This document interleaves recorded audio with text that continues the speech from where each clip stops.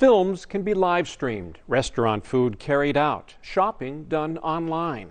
But the communal feeling and shared energy between a crowd and performer on stage cannot be replicated.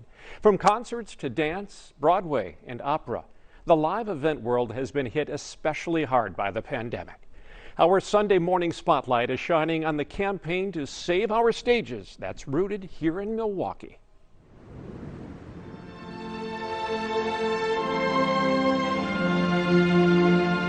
Next month will mark 125 years since the intermezzo from Pietro Mascagni's Cavalleria Rusticana was performed at the Pabst Theater during its grand opening and dedication held on November 9, 1895. Since then, the centerpiece of Milwaukee's downtown theater district has hosted thousands of shows, surviving through world wars, a depression, financial crises, and the Spanish flu pandemic of 1918.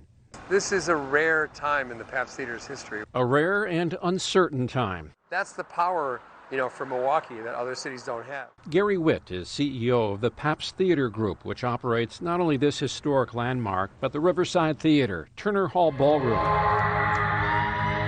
and back room at Collectivo. As the crown jewel of the city of Milwaukee, as a tool that communicates that we're alive and there's activity downtown, the Pabst not being able to do its job hinders the city's success just as much as is the Pabst. This theater has been dark ever since the lights dimmed last spring. We had this amazing experience for 2 nights. Witt recalls the roller coaster week in March that began with tremendous excitement but ended with shock and bewilderment. Fantastic shows with a comedian who is at the top of his game. Comedian Dave Chappelle performed 4 sold-out shows over 2 nights, donating all the ticket proceeds to the families of the 5 Molson Coors employees gunned down by a co-worker. The March 10th show happened 3 days before Milwaukee's first confirmed case of COVID. On the first night, we heard the trickles of how fast this was moving. The game tonight has been postponed. You are all safe. And then on March 11th, at the end of Chappelle's 4th and final show, things, as they say, got real. And then we heard about the NBA canceling its season, and we knew that it was absolutely serious. None of us knew how long it was going to last, but by the end of the night, the show ended at midnight, and Dave rolled out about 6:30 in the morning the next day, and the streets were empty, and that was the end of touring as we've known it since that day. 207 days have passed, and this stage and others remain idled by a pandemic that shows few signs of slowing.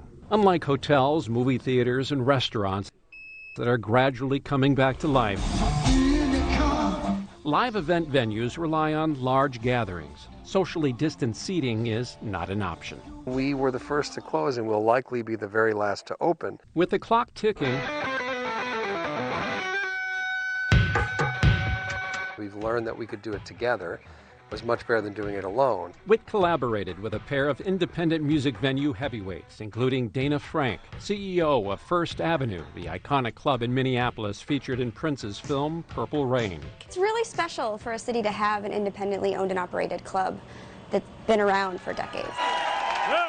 Together, they formed NIVA, the National Independent Venue Association.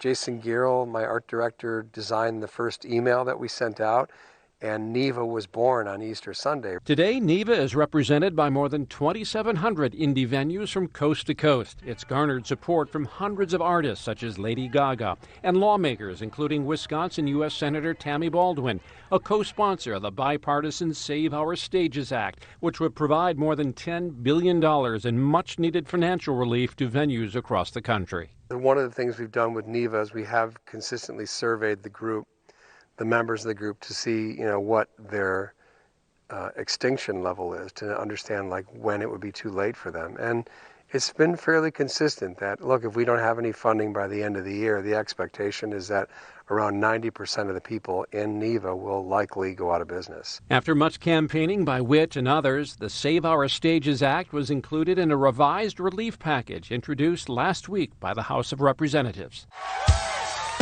Gary, I know what live music does for me. G'day, Milwaukee, we love you. What is the value of concerts to a community like Milwaukee? We act in a way as an accelerant to being able to help the city to grow and In a way, also, we act as a bit like a convention and visitors bureau. Witt says the Pabst Theater Group's 700 shows each year pump an estimated $250 million into the local economy. He points to a Chicago study which estimates that $1 spent at a small venue resulted in $12 of economic activity at hotels, restaurants, and other hospitality-related services. We all work together, whether it's us, whether it's sports teams, whether it's the Rave, whether it's Summerfest or Shank Hall or the Cactus Club. We all work together to be able to kind of bring and give the city a soul and an identity. Thanks for making this special night. With large gatherings on hold, independent venues are turning to private rentals. The Pabst has been offering wedding elopement packages since May. And beginning this Friday, the Riverside Theater, known for its paranormal activity, will offer ghost tours. We're not able to do shows, so we've got to find ways to be able to do whatever we can to continue to drive revenue to our business to try to stay alive, but also, even equally important, to be able to continue to communicate to our community. Unlike the classical music and German comedy that opened this Baroque jewel back in 1895, the curtain here cannot rise on events celebrating its 125th season. However, not lost during this pandemic, in fact strengthened, is the resolve among members of this theater group to make year 126 a celebratory comeback for the ages. We haven't lost the ability to fight just because we're more successful and we do more shows. We're still just as hungry, and we're going to find ways to get through this in any way that we possibly can. The fact that we can also play a role in making the city a better place is a once-in-a-lifetime opportunity.